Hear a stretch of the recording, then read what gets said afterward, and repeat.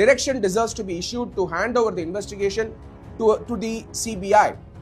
To the CBI. To the CBI.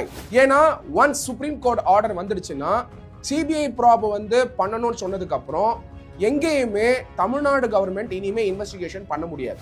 Central government கிட்டையும் கிடையாது, state கவர்மெண்டோட கிட்டையும் கிடையாது. சுப்ரீம் கோர்ட்டே ஒரு கமிட்டியை ஃபார்ம் பண்ணியிருக்காங்க. ரொம்ப ரொம்ப இம்பார்ட்டன்ட். ஏன்னா இண்டிபெண்டா இருக்கிறதுக்கான சாத்தியக்கூறு எல்லாத்தையுமே சுப்ரீம் கோர்ட் செஞ்சிருக்காங்க. இதுல முக்கியமா பாத்தீங்கன்னா கமிட்டியோட ஹெட்டா லார்ட்ஷிப் ஜஸ்டிஸ் அஜய் ரோஸ்தகி அவர்கள் அப்பாயிண்ட் ஆயிருக்காரு. அந்த பக்கம் பாத்தீங்கன்னா டிஎம்கே சார்ந்து இருக்கக்கூடிய செந்தில் பாலாஜி பாத்தீங்கன்னா கிளியரா உட்கார்ந்துகிட்டு இந்த இடத்துல இது நடந்தது, இந்த இடத்துல அது நடந்ததுன்னு சொல்லும் பொழுது விஜய் ஏன் பேசல, கரூருக்கு போய் பார்த்தாரா அப்படின்னு சொல்லி ப்ரோவோக் பண்ண ஸ்ட்ராட்டஜியை நம்ம பார்க்க முடிஞ்சது. அதனால தமிழக வெற்றி கழகம் இன்னைக்கு வெற்றி வாகையை சூடியிருக்காங்க. எப்பயுமே இம்பார்ஷியல் இன்வெஸ்டிகேஷன் நடந்ததுன்னா மக்களுக்கு உண்மை தெரியாம போயிடும். அம்பேத்கர் அவர்கள் கொண்டு வந்த ரிட் பெட்டிஷன் இன்னைக்கு வந்து தமிழக வெற்றி கழகத்துக்கு வந்து பயன்பட்டிருக்கு.